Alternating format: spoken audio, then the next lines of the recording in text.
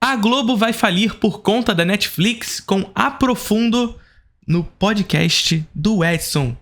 O podcast do Manual do Homem Moderno. Eu já estive lá. Vocês já viram? Eu já estive lá no Manual do Homem Moderno.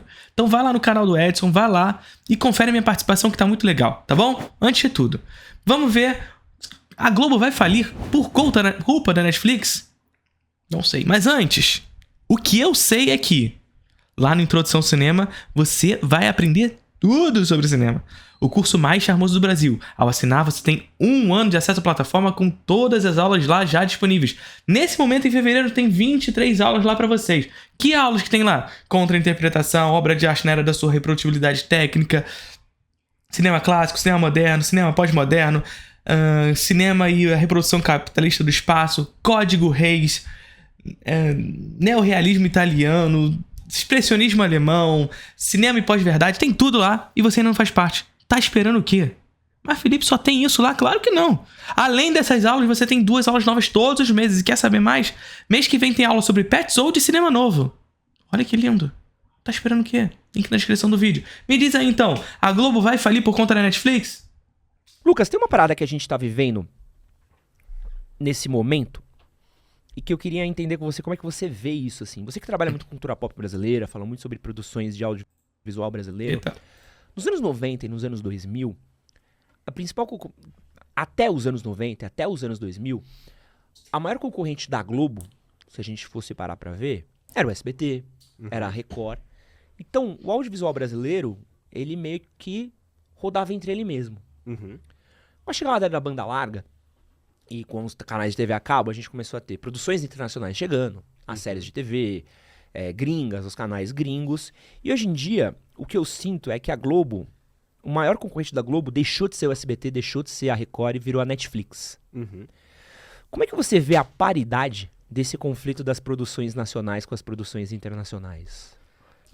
Isso aqui é uma coisa interessante, tá? Porque existe essa crença, inclusive, de que os serviços de streaming, eles não são concorrência com outros modelos audiovisual, como a televisão e a sala do cinema. O que não é uma verdade. E as pessoas que acreditam que o streaming não são uma concorrência para esses 2 outros modelos, acreditam que não são porque oferece um outro tipo de experiência. Mas não é assim que funciona. E tentar classificar o que é concorrência ou não, né? Bom, porque afinal, assim, um bar, um restaurante oferece um tipo de experiência diferente do outro, e é normal isso. A grande questão que faz com que a sala do cinema seja concorrente do streaming não é especificamente a experiência, mas o bolso. Tá ligado? Então, assim, é claro que a sala do cinema oferece uma experiência melhor do que assistir em casa, porque afinal você tá assistindo uma tela grande, som bom, projetor oculto, enfim, condições específicas que remontam a uma ideia ideal do que é o espectador de cinema. Mas a sala do cinema é cara. Ou seja, o espectador de cinema ele precisa sair da sua casa, ele pega um transporte público, e sobretudo na condição atual, onde os cinemas de rua estão em extinção, e portanto lá no passado, onde os cinemas de rua eles estavam em voga, nós tínhamos um cinema próximo da nossa casa. Esses cinemas de rua estão em extinção e portanto, indo em direção ao shopping, o cidadão precisa sair de casa e ir em direção ao shopping, que é um pouquinho mais longe em relação ao que é o cinema de rua. Ah, Felipe, mas aqui perto da minha casa tem um shopping. Tá, tudo bem. Você é uma exceção. Não necessariamente você mora perto de um shopping. Nem sempre é assim, tá? Vamos botar a mão na cabeça também pra responder esse tipo de coisa. Então vamos lá. Aí esse cidadão sai de casa, vai em direção ao shopping e para isso ele já paga um transporte público, um transporte particular, ele tem que pagar o estacionamento e tudo mais. Chegando no shopping, ele entra numa série de estímulos de consumo, porque afinal a ida do cinema da rua para o shopping nada mais é do que um estímulo de consumo, é um estímulo do próprio capital, na verdade, de se destinar em direção a um lugar onde se centraliza as atividades globais de consumo no local. O shopping é uma feira, mas é uma feira que concentra as atividades globais no local. Tem aula sobre reprodução capitalista no espaço lá na Introdução ao Cinema. E aí, esse cidadão que já pagou o transporte público entra nesse shopping e por mais que ele queira ir diretamente pro cinema, ir pro cinema já não é mais só ir pro cinema. Ele vai comprar uma casquinha, ele vai ver uma roupa que ele achou bonita, ele vai comprar um chocolate, ele vai comer um fast food e finalmente vai ao cinema que por acaso está no último andar do shopping. Por acaso. Por acaso, sabe? E aí veja, se nós estamos falando de uma ida ao cinema de uma família de 4 pessoas, pai, mãe, 2 filhos, quanto custa uma ida ao cinema? Olha só, eu tô falando só a ida ao cinema, tá? Só ir ao cinema. Vamos considerar que a gente não fez fast food, que a gente não comeu casquinha, que não comeu isso, não comeu aquilo, não fez nada. Só foi ao cinema. Que a gente nem se locomoveu. Vamos fingir que a gente se teletransporta de casa direto pro shopping. O preço do ingresso tá 40 conto nos shoppings. Aí os 2 adultos pagam 40, as 2 crianças pagam 20. 120 reais. Só nisso. Agora coloca o resto.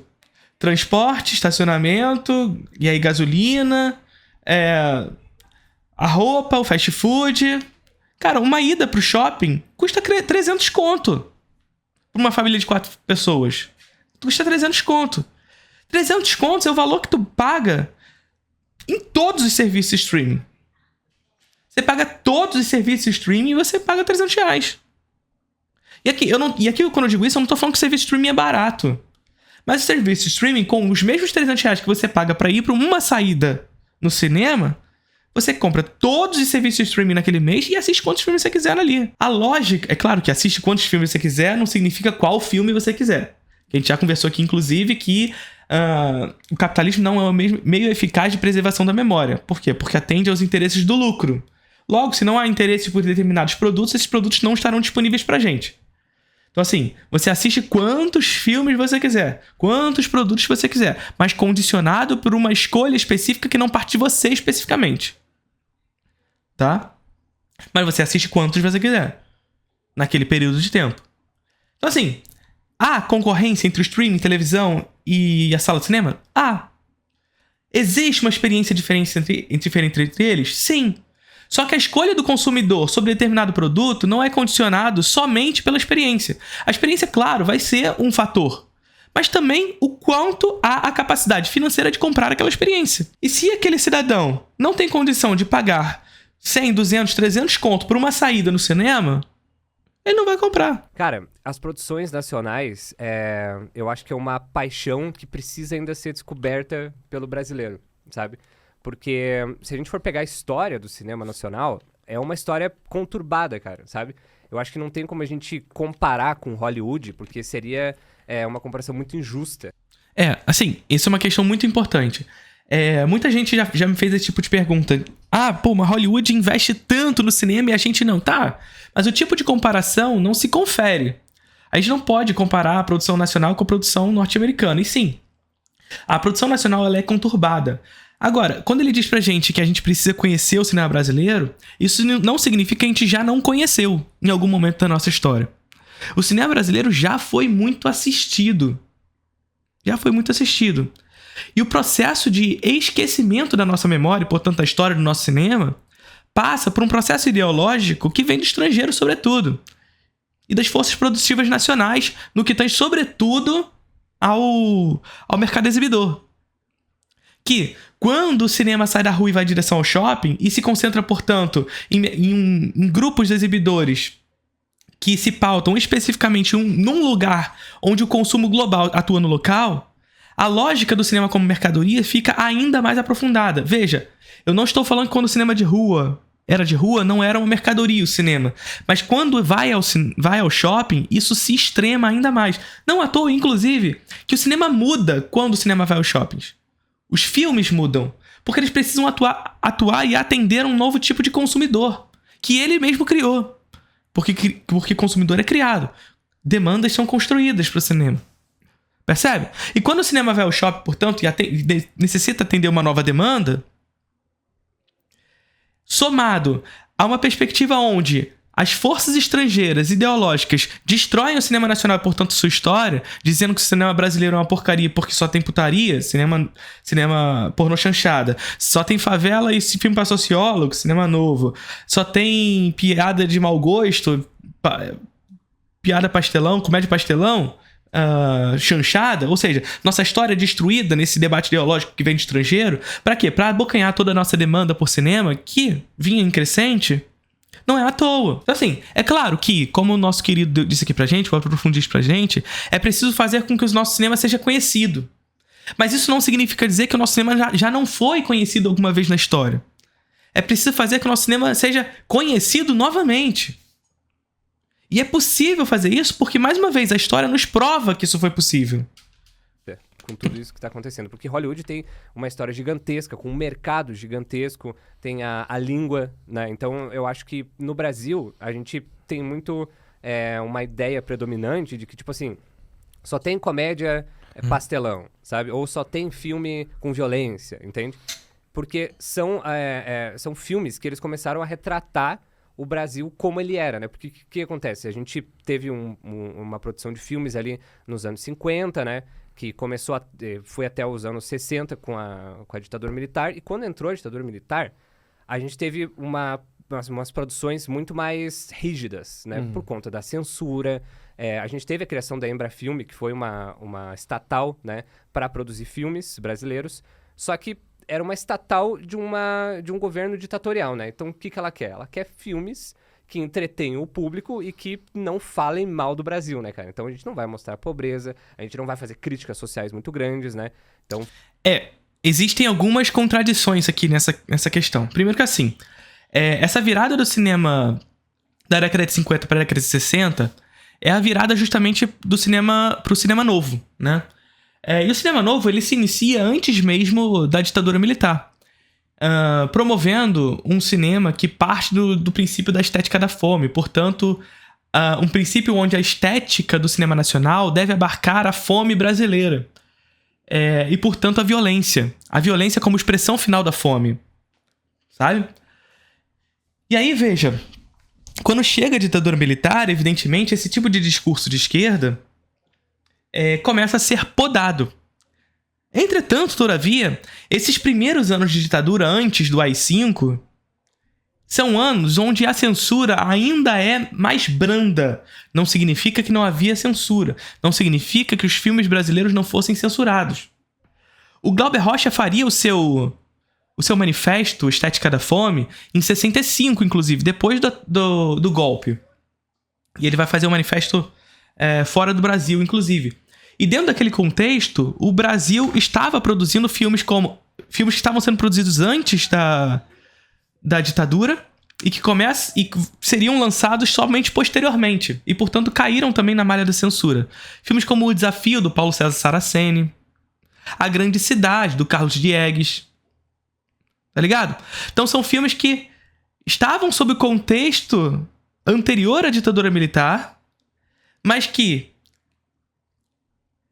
a sua produção passa pela ditadura militar. Mais uma vez, os filmes começam a ser feitos antes, sob um outro contexto, e depois que a ditadura militar entra em vigor, o golpe entra em vigor, que esses filmes ficam prontos. E, portanto, o seu lançamento está condicionado por esse novo sistema vigente, e a censura vigente por esse sistema. Né? Só que, enfim, nesse primeiro momento ali, de 64 a 69... o modelo de censura ele é um tanto mais brando que os anos de 69 em seguida, sobretudo por conta dos anos de bala, dos anos mais fortes da ditadura militar, que também carregam contradições, tá? Então veja, por exemplo, O Desafio vai ser um filme que vai ser censurado, a princípio. Mas ele vai ser censurado por quê? Porque tem palavrões. Assim, veja, O Desafio é um filme que trata de um jovem desesperançoso frente ao golpe militar que aconteceu recentemente no país. A censura do filme fala sobre isso, mas acredita que o filme não tem nenhum tipo de... Como é que eu posso dizer? Não causa nenhum tipo de ameaça ao Estado. Apesar de falar de maneira desesperançosa em relação ao golpe, que eles chamam nos documentos de censura de revolução, não significa que o filme não poderia ser passado. Então permitia-se o filme, desde que proibido para menores de 18. Então veja, a censura para o desafio fez com que o filme fosse proibido para menores de 18 e vários palavrões que foram feitos no meio do filme foram retirados. E é isso. E foi essa censura que o desafio teve. É claro, também teve todo um processo que rolou em cima do filme também. O filme terminou em 1965, ele só foi conseguir ser lançado em 66 por conta do processo de censura também. Enfim, então tem todo esse caminho. E quando a gente chega em 69, com a criação da Embrafilme e com os anos de chumbo, uma série de contradições começam a surgir também. Porque, teoricamente, nós estamos falando dos anos mais rigorosos com relação à censura. Mas, ao mesmo tempo, anos que os cinemanovistas mais se aproximaram da Embrafilme. Vocês estão entendendo o que eu tô falando? A Embrafilme, por tanto estado, se aproximou dos cinemanovistas nos anos de chumbo. Por quê? Porque a Embrafilme foi uma empresa criada para internacionalizar o produto brasileiro, para financiar os produtos brasileiros, para distribuir o cinema brasileiro, para internacionalizar esse produto. E qual era o tipo de produto que era internacionalizável? Era o cinema novo. Então, é claro, os filmes cinemanovistas sofreram com o processo da censura nesses anos de 69 em diante. Mas, ao mesmo tempo, os cinemanovistas se aproximaram. O Roberto Farias foi diretor da Embrafilme nesses anos, promovendo a partir do seu período na diretoria essa aproximação com os cinemanovistas. Gustavo Dal, Glauber Rocha, Leon Hirschman, Cacá Diegues. Então, assim, as contradições são enormes com relação a esse momento. Foi aí uma ascensão também da porno chanchada, que foi algo que eu preciso fazer um vídeo também, porque tem uma história incrível, né, cara? Então, quando terminou a ditadura militar e entrou o Collor, ele era de um viés mais liberal. Então, o que ele fez? Ele extinguiu a Embrafilme. Teve um salto temporal aí, né? A ditadura militar não acabou e já entrou o Collor, né? Existia um período de limbo da produção cinematográfica brasileira na década de 80, ainda sob a vigência da Embrafilme, mas que sofreu com um grande processo de sucateamento da empresa. Então veja só, o que é a Embrafilme? A Embrafilme é a empresa brasileira de cinema. A empresa brasileira de filmes, melhor dizendo. E a Embrafilme, ela foi um braço da INC, Instituto Nacional de Cinema. A Embrafilme foi criada justamente para ser uma produtora, portanto, uma empresa brasileira que servia como sendo uma produtora e distribuidora de cinema. Responsável, portanto, por financiar a produção nacional e distribuir essa produção internacionalmente e nacionalmente. Promovendo, inclusive, projetos caros que iriam para o estrangeiro nesse contexto. Entretanto, com o fim da ditadura militar e a entrada da década de 80, sobretudo a segunda metade da década de 80, se inicia no sul global um processo de laboratório das experiências neoliberais, capitaneado pelos Estados Unidos e pelo Reino Unido, que, através do neoliberalismo, promove um processo de sucateamento da indústria nacional. E indústria nacional também é indústria de cinema. E aí, começa a surgir no debate público e político uma série de discursos que fazem com que a Embrafilme passe a ter dificuldades de atuação. A Embrafilme tem clientelismo, tem corrupção, tem isso, tem aquilo. O Estado não é capaz de atuar nesse tipo de empreendimento, etc. Aquilo tudo que a gente já conhece. E veja, nós estamos falando de uma empresa que dava lucro, que financiava grandes projetos, com retornos de público absurdo. E que, claro, ao ter retorno de público absurdo, fez crescer o parque exibidor brasileiro. Eu já disse pra vocês, a gente só passou o número de salas do Brasil da década de 70 em 2016. Olha o que eu tô falando pra vocês. Na década de 70, sob a égide da Embrafilme, havia mais salas no Brasil do que na década de 2010. Nos anos 2016 a gente passou. Só em 2016 a gente passou o número de salas. Vocês terem mais uma ideia, na década de 70 nós tínhamos aproximadamente 3.200 salas no Brasil. No início da década de 90 era 1.000 e poucas salas. E vocês já imaginam, todas elas concentradas no eixo Rio-São Paulo. Sobretudo São Paulo. Então assim, vocês estão entendendo? que uma empresa brasileira de cinema forte, que não esteja necessariamente condicionada pelo governo militar, melhor dizendo, que não esteja condicionada ao governo militar, mas aos interesses do trabalhador, promove não apenas a produção de filmes, mas uma construção de demandas por filme brasileiro, crescimento de parque exibidor e, consequentemente, o crescimento de um mercado, de um setor da economia que é subaproveitado. Entretanto, mais uma vez, a partir da década de 80, com um debate, sobretudo que vem do estrangeiro, para dizimar a indústria nacional, a Embrafilme sofre um processo de sucateamento, a ponto de, no final ali da década de 80 início da década de 90, a Embrafilme estar com dificuldades de promover o financiamento de filmes. E claro, o debate público começa a ampliar ainda mais o debate sobre isso, dizendo: tá vendo só? A Embrafilme não dá pra funcionar. O Estado não consegue fazer. Olha lá.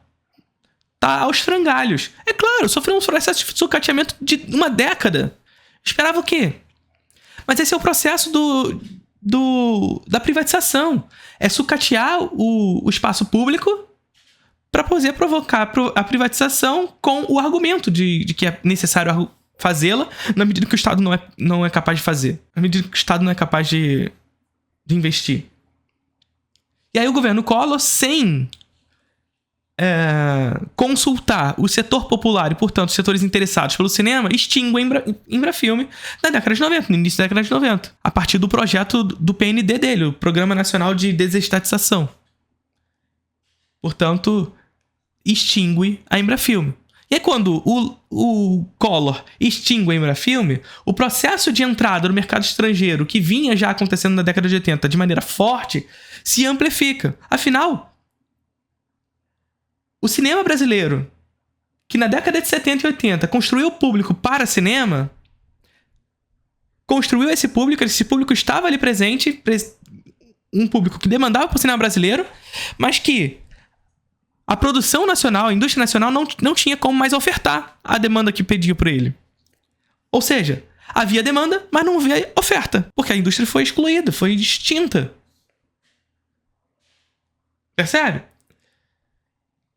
Aí qual é a consequência disso? Óbvio. Aqueles mesmos que financiaram o neoliberalismo no sul global são aqueles que vão ocupar as salas. Percebe como o discurso ideológico vem do estrangeiro?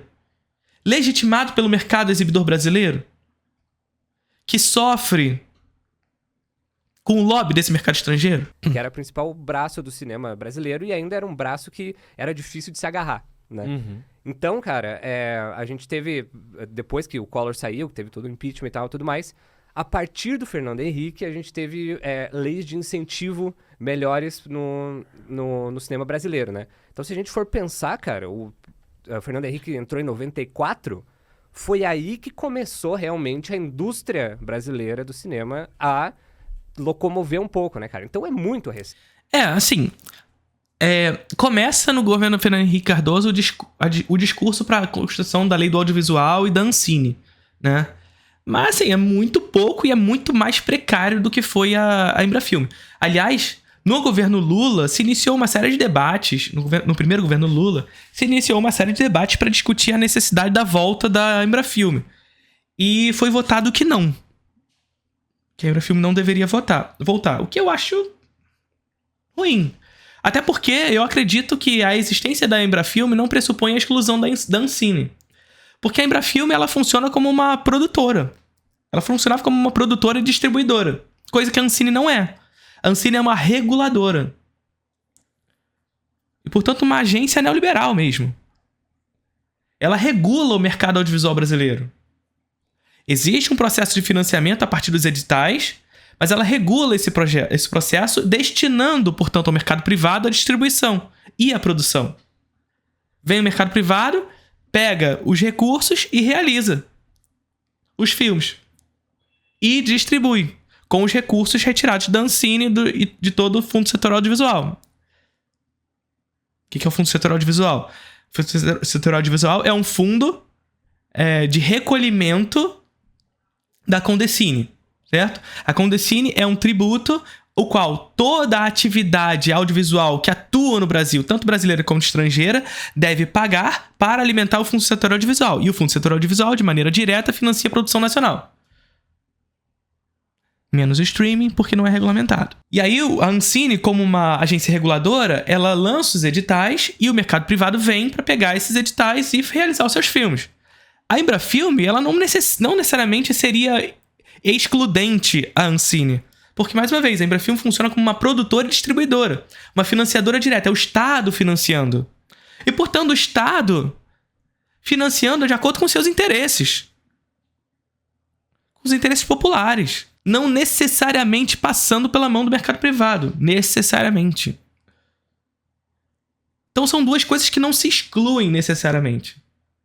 Como lá atrás havia a INC, né, Instituto Nacional de Cinema, e a Embrafilme como braço disso tudo. Né? Então a gente está ainda entendendo muito o que está acontecendo. Então a gente teve filmes como Central do Brasil, né, filmaço. A gente teve também documentários como do Eduardo Coutinho. Então filmes que começavam a crítica olhar e falar, opa, o Brasil sabe fazer filme. Aliás, se você não conhece Eduardo Coutinho, vale muito a pena parar. Tem muita coisa no YouTube e assistir, porque assim, acho que jogo de cena é uma das coisas mais... Incrível. Lindo demais. Mas o Eduardo Coutinho é um autor que está inserido sob um contexto lá do final da década de 60, anos 70, 80, e ele vai fazer filmes também na década de 90 e início dos anos 2000, claro. Mas é um autor que está há muito tempo em jogo, né? Inclusive, o Cabra Marcado para Morrer vai ser um filme que vai ser censurado durante o período da ditadura militar e que só vai ser permitido a ser lançado na década de 80, no início da década de 80. Inclusive, o filme que foi lançado fala um pouco sobre isso, né? Incrível, é uma brincadeira que ele propõe para um documentário, que é aquele do Edifício, que é o do... Edifício Master. Eu sempre esqueço o nome dele. Eu também sempre esqueço o nome dele. Que é um puta documentário, que ele pegou uma câmera, pegou a equipe dele e colocou... Tu tá ligado esse documentário? É ele trocando ideia com uma galera que vive num conjunto habitacional sobre a vida deles. E isso vai pra lugares... Aqui na Lagoa, no Rio de Janeiro. Incríveis, Mas enfim, eu só quero abrir essas aspas daí. Assista, exatamente. É muito, muito animal. Então, mas você tava falando de filme, uma coisa que eu sinto, assim, é que mesmo quando a gente ainda tava engateando com o cinema, as produções de audiovisual brasileiras, elas reverberavam muito, né? Então, vamos falar de Rock Santeiro, Pagador de Promessas. A gente pode falar das minisséries da Globo nos anos 2000, dos anos 90. E hoje, eu não sinto que as produções nacionais elas conseguem ter esse mesmo impacto, como, por exemplo, Casa de Papel. Que, história, um fenômeno, assim. Você acha que essa briga é justa? Hoje em dia, do momento que tá, dessa produção mega internacional, que vem de Hollywood, com mega investimento, quanto que a gente tá produzindo aqui dentro de casa? Isso tudo passa por um processo de desestatização do processo de produção nacional. É o Estado deixando de atuar de maneira mais efusiva na produção do audiovisual brasileiro. E, por consequência disso, é uma indústria mais fragilizada. E aquilo que eu sempre digo pra vocês, indústria forte significa uma questão de soberania nacional. Porque, veja, se você tem uma indústria forte, você constrói demanda pelo seu próprio cinema. E se você constrói demanda pelo seu próprio cinema, significa que o seu povo assiste o seu produto. E se seu povo assiste o seu produto, é menos entrada do estrangeiro aqui. E, portanto, o mercado estrangeiro abocanhando o mercado nacional. Veja, quando eu estou dizendo isso aqui, não é dizer que o mercado estrangeiro não deve atuar no cinema brasileiro. Ele tem que entrar. Mas que haja uma condição de disputa, de competitividade justa. Porque os Estados Unidos opera em escala global através de um monopólio que não dá espaço para disputa. Então, qualquer país minimamente sério no que tange a defesa dos seus interesses no audiovisual defende a sua produção nacional através de cota de telas e regulamentação do streaming. No mínimo. No mínimo. Isso para não falar em financiamento direto na produção nacional a partir de uma empresa nacional de cinema e tudo mais. Sabe? Então, Índia, China tem uma indústria forte. Por quê? Porque tem muita cota de telas, tem muita... E a partir da cota de telas e muito financiamento estatal para a produção nacional, claro, há muito filme sendo realizado, muita gente assiste seu produto, indústria forte, menos entrada do estrangeiro. Mais uma vez, não significa que o estrangeiro não entra. Não quero que você pare de assistir o seu filmezinho de herói. Vai assistir o seu Madame Teia aí, que se você quiser, porra. Tá ligado? Que, enfim, é eles que sabem fazer filme, né? O cinema brasileiro é uma porcaria. É Madame Teia que deve ser muito bom. Esses filmes que devem ser muito bons, tá ligado? Então, assim, o processo de construção da defesa da soberania nacional e defesa dos interesses nacionais a partir do audiovisual passa por financiamento direto em cinema, a partir de uma indústria brasileira de cinema e de uma empresa brasileira de cinema, por cota de telas e regulamentação. Eu acho que justa é uma comparação que eu acho que eu não consigo fazer, assim, sabe? Mas eu acho que a Globoplay, né, toda essa concorrência que a Globo tem, eu acho que a gente deveria olhar para ela como uma grande concorrente e como uma esperança de tipo, pô, a nova La Casa de Papel está sendo produzida e vai bombar lá, sabe? Mas a gente tem que lembrar que a Globoplay e a Globo, ela é um streaming próprio, né? Então a gente tem várias séries na Netflix e várias séries no Prime Video ou qualquer outra streaming que tenha, né? Que eu acho que a gente tá começando a ter várias produções que podem estourar no mundo todo, assim, sabe? Porque, por exemplo, La Casa de Papel... E vocês entendem, a partir dessa fala que ele trouxe aqui pra gente, traz um debate pra gente muito interessante. Vocês entendem o quão potencializador é o surgimento de uma empresa brasileira de cinema no contexto atual? Vocês entendem quão potencializador é isso? Porque, mais uma vez, a Ancine, ela é uma agência reguladora. E, portanto, ela financia o cinema brasileiro, mas ela financia a partir da regulação do Fundo Setorial Audiovisual. Ou seja, o Fundo Setorial Audiovisual está à disposição do mercado privado para fazer produto nacional. Ou seja, aquilo que é produzido através do Fundo Setorial Audiovisual estará de acordo com interesses, claro, também nacionais porque sai do Fundo Setorial Audiovisual, mas sobretudo do mercado privado. Agora, uma empresa brasileira de cinema que, mais uma vez, não precisa ser excludente da existência da Embrafilme, significa uma empresa que produz, distribui internacionalmente o cinema brasileiro. E que, mais do que isso, ao produzir e distribuir o cinema brasileiro no contexto atual, poderia significar, por exemplo, o surgimento de um serviço de streaming do Estado, nacional, que atendesse aos interesses do nosso povo. Com muito cinema brasileiro. Gratuito, de repente. Vocês estão entendendo a potencialidade de surgimento de uma empresa brasileira de cinema nesse contexto? Da distribuição do cinema brasileiro no nosso cenário? Produção brasileira de cinema financiada pelo Estado, distribuída nacionalmente e internacionalmente pelo nosso Estado, e no contexto atual, algo que não tinha lá na década de 70/80 no contexto da Embrafilme, o surgimento, por exemplo, de um serviço de streaming para isso. Mas é claro que isso não vai surgir. Sabe por quê? Porque a existência da Ancine está condicionada por uma lógica neoliberal. A Ancine faz sentido porque ela é uma reguladora. A Ancine faz sentido para o capitalismo porque ela é uma reguladora. E, portanto, para a Globoplay, por exemplo, o surgimento de um streaming para atender o mercado nacional de produções nacionais do Estado é uma competidora. E é claro que a Globo vai fazer lobby em cima da possibilidade da existência de um serviço de streaming nacional. Da possibilidade do surgimento de um canal de televisão do Estado, tal como a Argentina tem, grande, que atenda aos interesses nacionais e não privados. Aos interesses públicos e não privados. Vocês estão entendendo o que eu estou falando aqui? Vocês estão entendendo como o surgimento de uma empresa brasileira de cinema significa a potencialidade da distribuição do cinema brasileiro de maneira tão efusiva a fazer conhecer o nosso cinema? Financiando, distribuindo. E quando a gente distribuindo hoje, é fazendo com que esses filmes estejam disponíveis na internet para as pessoas. Mas, mais uma vez, a gente vive no capitalismo. E no capitalismo o Estado é balcão de negócios da burguesia.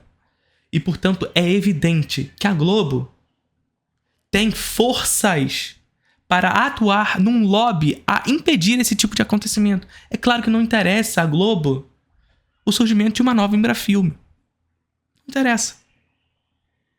Estourou no mundo todo e teve um puto sucesso no Brasil. Uma nova Embrafilme, melhor, sempre dizendo, deixando claro aqui, que não esteja a serviço dos interesses militares. Se você for pensar, Dark é alemã e tem um puto sucesso, né? E a gente assistiu, tipo, muita gente assistiu legendado e os caras falando alemão, né? Então, eu acho que ainda tá pra vir essa série que vai estourar no Brasil inteiro. eu acho que as produções brasileiras, elas estão começando a pegar esse ritmo de streaming, esse ritmo de internacional, esse ritmo de, tipo, precisamos fazer várias histórias e contar vários tipos de coisa. Eu acho que ainda tá pra vir essa série, sabe? Porque uma conversa que eu tive... Tá pra vir essa série, mas aí é aquele negócio. Parece que é o mercado brasileiro se adequando ao mercado internacional. Vocês estão entendendo? O processo de internacionalização do nosso produto, ele não necessita, ele não precisa se adequar ao mercado internacional no que tange a fazer igual a eles. A gente pode produzir o nosso produto, internacionalizar o nosso produto, se é possível. Já aconteceu na nossa história.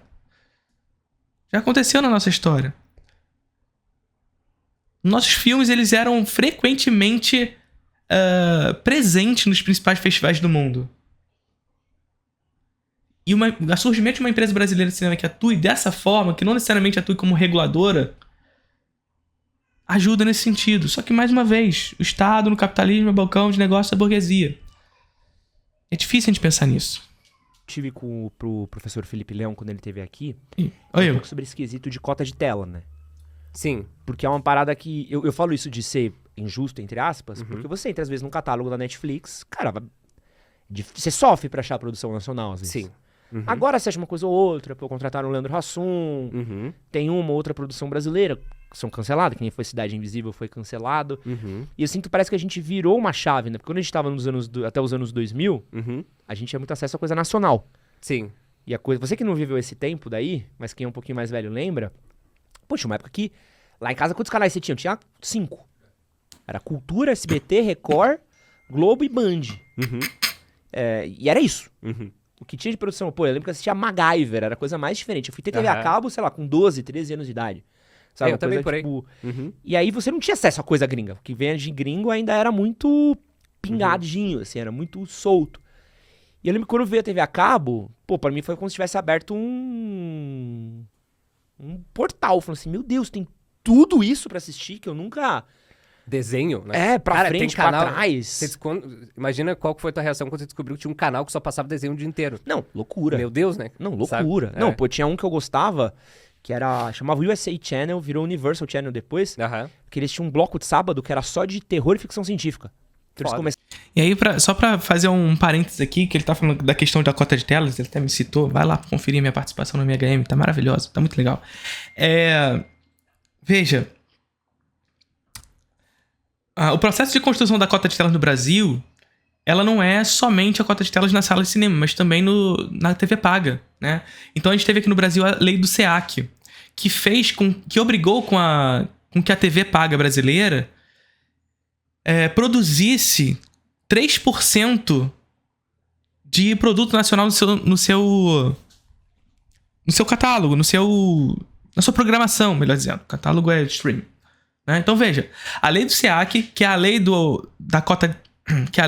cota de telas para a TV paga, obrigou com que os canais de TV paga brasileiro disponibilizassem em sua programação 3% de produto nacional. 3%. Vocês sabem quantos por cento de produto nacional tem hoje na TV paga? 40%. Eles são obrigados a botar 3%. Eles têm 40%. Por que vocês acham que é isso? Porque eles entenderam que faz sentido botar produto nacional. Sabe por quê? Porque brasileiro gosta de produto brasileiro. Quando a gente fala em investimento em audiovisual brasileiro, a gente não tá falando só do filme, não. A gente tá falando de programas de televisão, de série, do maluquinho que faz viagem pelo mundo, do canal off.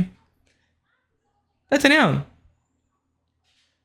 E aí, enfim, 3% era obrigação. Hoje, com 40% de espaço na TV brasileira paga. E sabe por que faz sentido? Primeiro, mais uma vez, porque o brasileiro gosta de ver filme brasileiro. E porque as televisões, os canais de TV, viram que faz sentido produzir filme brasileiro. Por quê? Porque eu posso pegar parte desse dinheiro para investir em cinema brasileiro do Fundo Setorial Audiovisual. Olha só, como é que funciona o Fundo Setorial Audiovisual? Para vocês não caírem mais em papinho de liberal. Que acha que tá pagando do seu bolso. Eu não quero pagar do meu bolso para investir em cinema brasileiro, porcaria. Você não paga do seu bolso. Você não paga do seu bolso. Porque, mais uma vez, como é que funciona o Fundo Setorial Audiovisual? Ele funciona a partir de um tributo que é recolhido pela Ancine chamado Condecine. A Condecine, portanto, é um tributo que é destinado ao mercado que atua no audiovisual brasileiro. E esse mercado que atua no audiovisual brasileiro paga a Condecine. Vamos lá, vamos de novo para vocês não caírem em papinho de liberal. Toda empresa que atua com audiovisual brasileiro, toda empresa que atua com audiovisual no Brasil paga a Condecine. Condecine é essa que é recolhida pela Ancine para alimentar o Fundo Setorial Audiovisual. Beleza? Ou seja, não é você que está pagando, é a empresa. Ah, mas não é assim, Felipe, porque aí a empresa vai pagar mais imposto e ela vai destinar esse imposto para o mercado consumidor. E aí eu vou pagar. Não, jovem gafanhoto, você não vai pagar. Sabe por quê? Porque essa empresa que pagou a Condecine para alimentar o Fundo Setorial Audiovisual, ela pode recolher esse dinheiro de volta. Olha que legal. Ela pode recolher esse dinheiro de volta. Para quê? A única questão, quando ela vai recolher esse dinheiro de volta, é que ela precisa recolher com a obrigação de produzir produto nacional. Logo, essa empresa não está perdendo dinheiro. Ela paga o Fundo Setorial Audiovisual e ela recolhe de volta para produzir produto audiovisual brasileiro. Ela pode, se ela quiser, não recolher o dinheiro para produzir cinema brasileiro? Pode, se ela quiser, ela pode fazer isso. Mas não faz sentido. Que aí ela estaria perdendo dinheiro. Então ela recolhe para produzir. E a TV paga brasileira viu que faria sentido isso tudo. E de 3% de obrigação hoje é 40%. Porque ela pode recolher esse dinheiro de volta e produzir. E produzir coisa que dá retorno. Por quê? Porque brasileiro gosta de produto audiovisual brasileiro. A grande questão é fazer conhecer.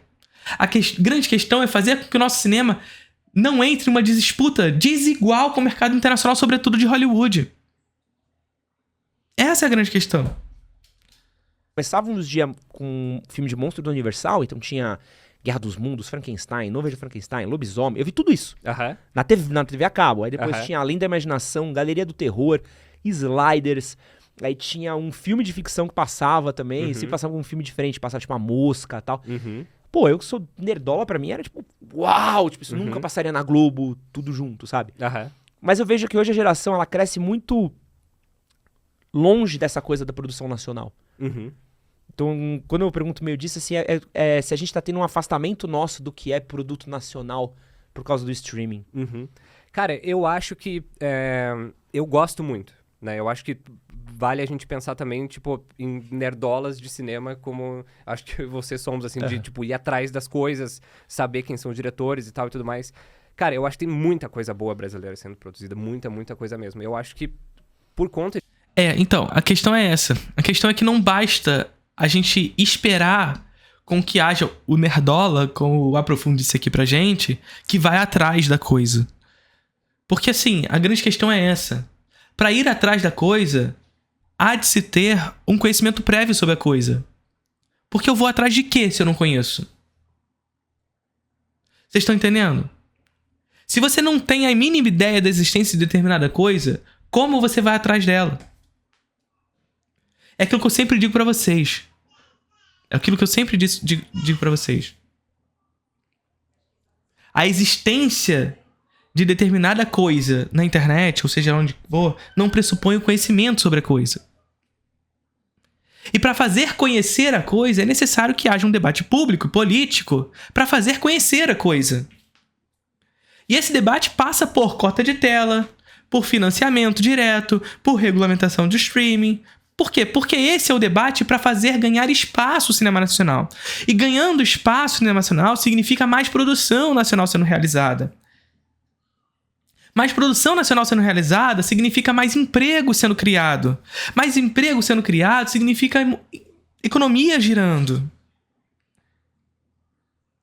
Então é isso. Investimento em cinema não é gasto. É investimento, porque tem retorno. Tem retorno social e econômico. Tem retorno social e econômico. E mais uma vez, quando a gente diz isso, A gente não tá falando que a gente quer acabar com o cinema estrangeiro aqui. Apesar de eu saber que você lida com o cinema americano como nacional, eu não tô falando que tem que acabar com o cinema estrangeiro por aqui. Eu quero que o cinema brasileiro tenha espaço. E eu não quero que o cinema brasileiro tenha espaço minoritário. Eu quero que o cinema brasileiro tenha espaço majoritário nessa sala de cinema. Pelo menos 50%. Onde desses 50%, claro, nós criamos mecanismos específicos pelos quais nós demos condições para que não se forme um monopólio em escala nacional. Ou seja, que a Globo Filmes abocanhe o mercado nacional de cinema. Fazendo com que desses 50%, um percentual específico seja destinado a cinema independente e só possa determinado percentual também para um único filme. Ou seja, para que haja diversidade de cinema brasileiro nas salas de cinema.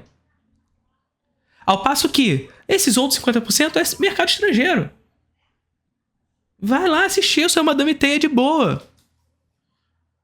Tranquilão. Nenhum problema de você assistir. Eu também quero assistir aos filmes estrangeiros. Só que sabe mais ainda o que eu quero? Eu quero que o cinema estrangeiro também tenha diversidade. Porque é isso, o capitalismo tende ao monopólio. O capitalismo tende ao monopólio. E, portanto, a homogeneização das escolhas. Você vai para as salas de cinema e só tem o mesmo tipo de filme.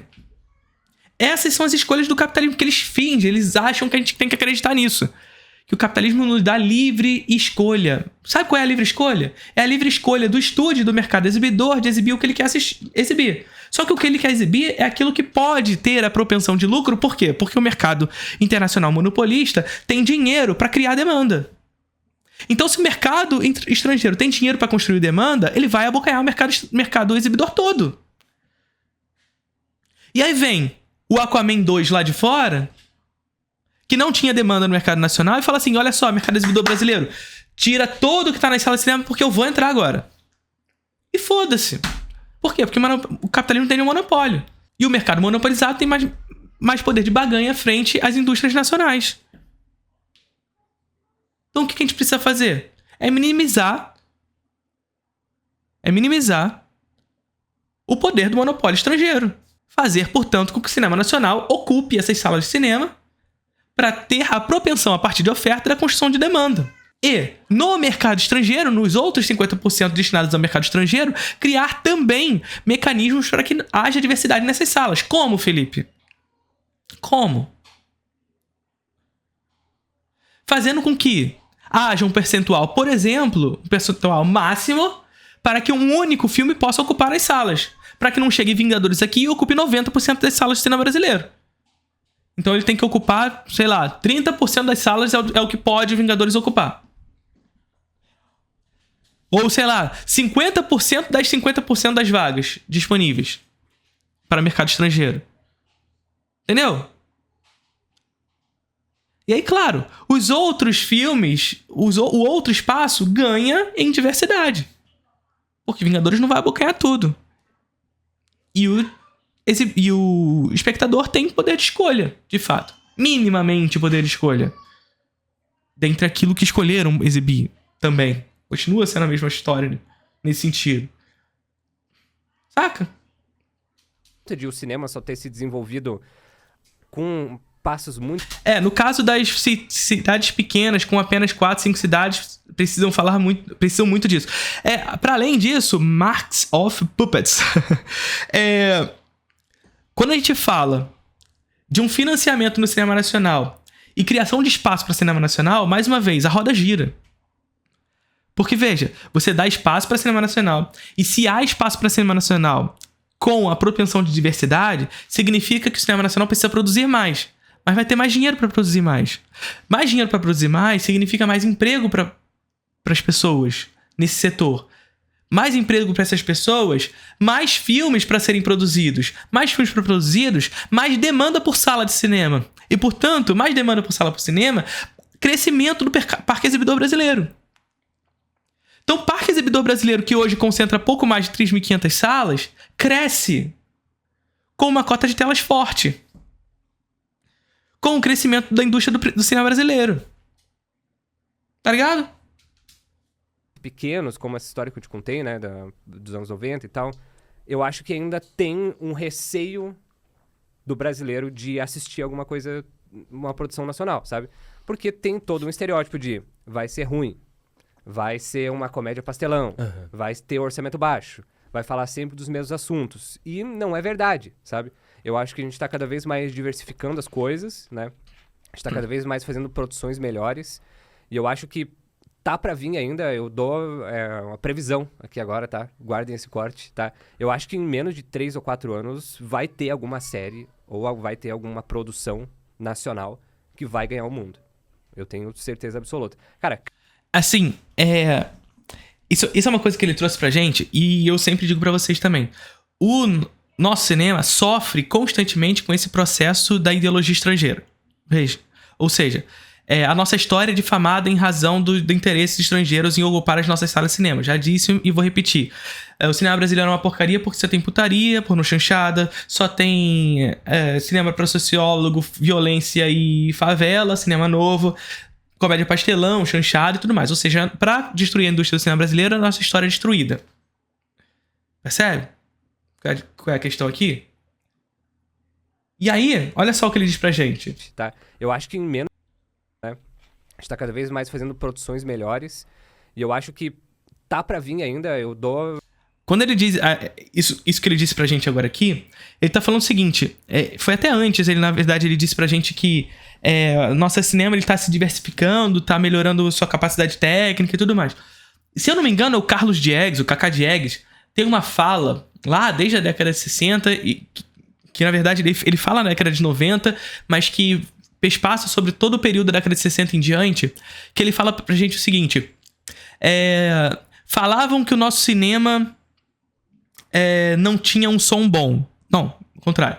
Falavam que o nosso cinema não tinha um bom roteiro. Nós melhoramos. Falavam que o nosso cinema tinha equipe técnica ruim. Nós melhoramos.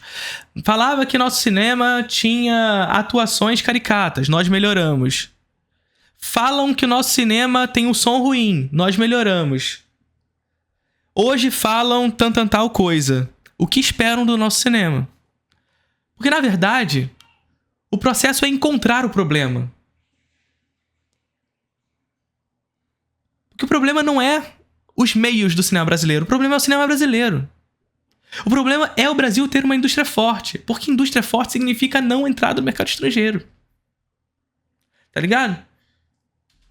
Uma previsão aqui agora, tá? Guardem esse corte, tá? Eu acho que em menos de 3 ou 4 anos vai ter alguma série ou vai ter alguma produção nacional que vai ganhar o mundo. Eu tenho certeza absoluta. Cara, Cangaço Novo. Boa demais. Boa demais. Boa demais. Boa demais, demais. Eu não sei, acho que tá no Prime Video, não É lembro. Prime Video, né? Cara, essa produção é animal, assim, sabe? Tem tudo pra qualquer pessoa no mundo assistir e achar foda, sabe? Então a gente ainda tá, eu acho que tá nessa ainda dessa expectativa, assim, sabe? Mas acho que vai rolar. O Jurandir Gouveia, ele fez um vídeo muito bom falando sobre isso. Tu conhece o Jurandir? Claro, pô, meu brother. Pô, aliás, o Conversa com ele Jurandir direto tá ali. pra vir pra cá. A gente precisa trazer o Jurandir, hein? Cara, o canal dele é animal, velho. Ah, não, é fudido Não, ele é também. um puta gênio. E o Jurandir, eu lembro que ele fez um vídeo agora recente sobre aquela série O Negociador. Aham. E ele fez uma crítica muito boa, assim, né? Do quanto que ainda falta um cliquezinho, assim, na produção nacional, assim. Eu tava assistindo a biografia do Mussum. Animal. Aliás, por causa Um do bom seu filme. vídeo. Eu tava vendo um vídeo Aham. seu, aí falei, pô, é verdade, não vi a biografia do Mussum. Eu gostei muito. Eu tô amando, eu parei no meio, porque Aham. eu tive que dormir em algum momento ontem. Aham. Mas uma coisa que eu acho que é o clique, que é muito do que o Jurandir fala no coisa do negociador, ainda falta muito uma estética cinema. Que me pega, assim. Aham. Não sei se é lente, não sei se é uma direção de fotografia, não sei se é um vício, Não. não sei se é uma questão de custo. Não, aí isso vai de encontro com o que o Carlos Diegues falou pra gente. Sempre parece que está faltando alguma coisa. Só que esse sempre parece que está faltando uma coisa é sempre uma comparação com Hollywood. A gente não tem que fazer cinema hollywoodiano, gente. A gente não tem que fazer cinema hollywoodiano. O cinema brasileiro tem que fazer cinema brasileiro. A estética é nossa. É como a gente faz. E é assim que a gente deve fazer. A parada é dar espaço pra fazer o cinema o brasileiro conhecer essa estética. Ter contato com ela. Porque ele só tem contato com o que vem de fora. E aí não, o cinema brasileiro não falta o que é cinema. Porque esse que é cinema aqui que tá sendo falado, na verdade, é o que Hollywood traz pra gente. E a gente assimila como verdade, como verdadeiro, como a ideologia correta. O processo correto. Mas eu olho assim e falo assim, pô, Sim. essa história é incrível. Uhum. Não sei se tu teve a mesma pira que eu, assim, mas eu falei assim, mas parece que eu tô vendo uma série da Globo ainda. Então, ali nos anos 2000, Pô, e a Globo não faz... Vamos lá. Pode falar que não gosta dos produtos Globos e tudo mais, eu também não gosto de muitas coisas, beleza. Mas dizer que a Globo não tem um aparato técnico foda... Não dá. Só que qual é a grande questão? A Globo tem uma estética particular. Vocês entendem? Que não necessariamente está vinculada com as ideias do estrangeiro. E que acostumou o povo ao longo da história. Não funcionou? Não funcionou? E olha só, não estou eximindo a Globo de crítica. Até porque eu nem quero que a estética brasileira seja pautada pela Globo. Mas a gente não pode acreditar que o nosso cinema seja pautado pelo estrangeiro. Essa é a parada.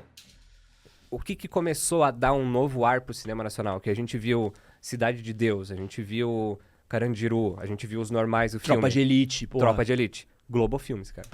A Global Filmes foi uma das maiores responsáveis por colocar o cinema no mainstream, digamos assim, né? De novo, assim, no começo dos anos 2000. Assim, sim e não, né? Porque a Global Filmes ela vai fazer um processo de americanização da produção nacional. Ou seja, todo aquele processo que se inicia na década de 70 de sucateamento da produção nacional se conclui com a difamação do nosso processo estético também. E, portanto, as chanchadas, a porno chanchadas, o cinema novo, o cinema marginal e tudo que se discutiu nesse contexto para uma construção de estética para o futuro foi meio que escanteada por um determinado momento. Percebe? E a Globo Filmes chega ali junto com o cinema da retomada e promove um processo de retomada de público. Não necessariamente uma retomada desses valores estéticos, uma retomada de público. Só que qual foi o grande projeto para essa retomada de público? Fazer aquilo que Hollywood faz. Contar sobre temas intimamente brasileiros, mas sob uma forma aproximada com o estrangeiro. Porra, gente, Cidade de Deus concorreu a 4 Oscars, contando diretor, fotografia, isso e aquilo. Fez isso porque Cidade de Deus é bom. Tá, pode ser bom, e eu acho bom também. Mas tu acha que é por isso que Cidade de Deus concorreu? Gente, o Oscar, mais uma vez, é uma indústria da premiação do cinema americano.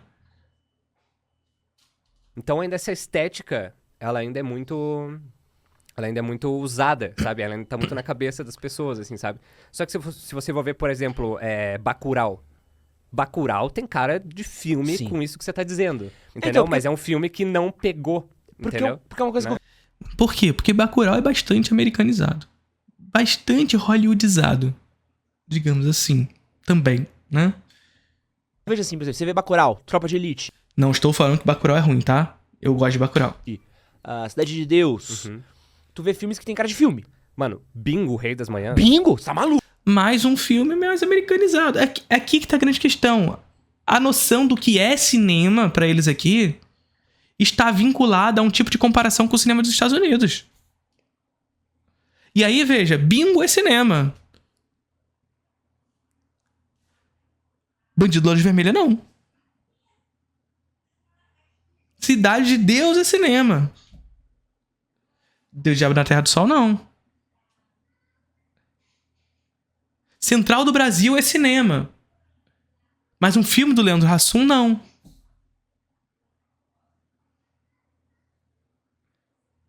Tá entendendo? Maluco. Bingo é um filmaço. Filmaço. Eu acho que é meu filme preferido nacional. Esse que você acabou de assistir foi um corte do podcast com o Lucas. Melhor filme nacional, Bingo é forte. É um bom filme. Mas, pô, não é. Mas, assim, deu pra gente trazer algumas discussões sobre o cinema brasileiro. É isso. Curtiram o vídeo?